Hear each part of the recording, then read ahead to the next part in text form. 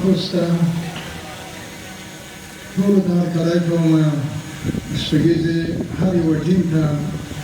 د شپږیزې د هر یوه ټیم هر یوه لوبغاړي ته د افغان کرکټ د هر لوبغاړي هر مینهوال ته ډېره مینه ډېر سلامونه ډېر درناوی هر کله راشئ قدمونو په لیمو زه ډېر خوشحاله یم چې ما ته خوست د افغانستان د مینې یو ولایت وښکارېدو هغه په دې وجه چې ما دا باور په خوست باندې پیدا شو چې خوست به د افغانستان د هر بچی د هر بچي د هر ژبې د ویونکي د هر ولایت د هر سیمې سره مینه کوي غېږه به ورته پرانستې وي او افغانستان به د ملي وحدت د یو ملت جوړېدو د پرمختګ د مینې او د ښکلا په مزل روان وي کرکټ زه خپله ډېر ستایم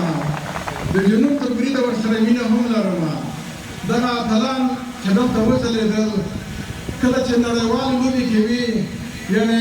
چې دومره لږ فشار کې راشي زما زړه به نو خدای خبر دی چې به څه حال وي خو بیا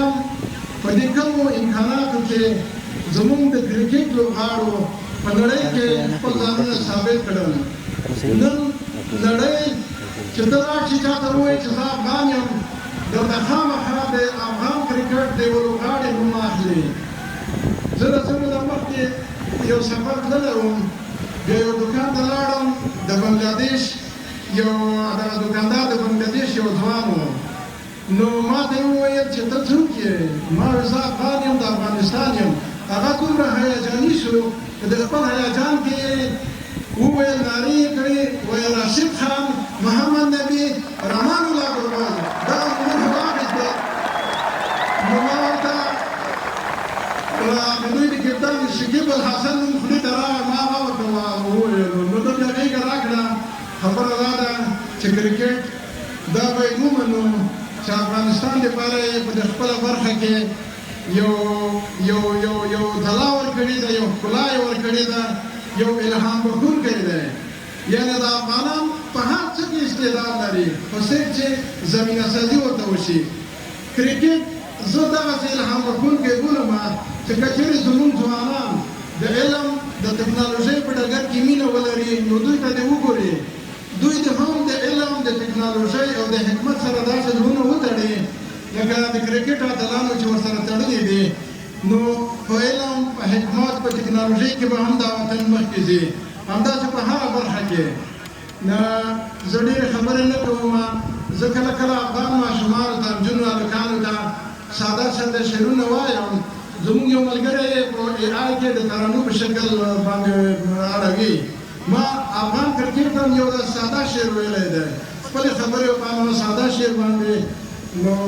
بس که ما بیا به نور دوستان راشي او د خپلو خبرو د بس کولو نه مخکې عامو نهنګانو ته مبارکي وایم همداسې د راشد خان ټیم سپین غر پړانګانو ته چې ډېره ښه بازي یې وکړه دوی ته مبارکي وایم په دې کې ډېر ځوانان داسې وځلېدل سلیزې جوړې کړې چې مخکې موږ نه وو پېژندلې یعنې دغه مشغل دغه ځلا به پسې روانه وي او انشاءالله افغانان به په دې برخه کې او په نورو برخو کې د نړۍ سرخیل ګرځي نو دغه شعر چې دی یو ساده ترانه ده ماشومانو ته ما د کرکټ افغان کرکټ په اړه باندې ویلې ده دا ترانه ده وایي کرکټ د مینې د نغمې نغمه یعنې کرکټ ټوله مینه ده د امن سولې او جذبې نغمه د جنگ د ماتې زولنې نغمه افغان کرکټ د ولولې نغمه د ژوند د مستې ارادې نغمه د غزلیزه غوندې شپې نغمه د سباوون او د سپېدې نغمه لکې خوږه د ټول جهان په غوږ د هر چا زړه ته ورنږدې نغمه کرکټ د غره د سر سندره شوه کرکټ د غره د سر سندره شوه د کلي کور او د کوڅې نغمه شوه په شپېلۍ کې د شپونکي راشنه د شینخانیو د خیمې نغمه په اننګو کې د وطن مسکا کرکټ د مینې د نغمې نغمه. ډېره مننه. اوسېږئ. موږ تاسو لپاره ستاینلیک لرو او زما همدا شکل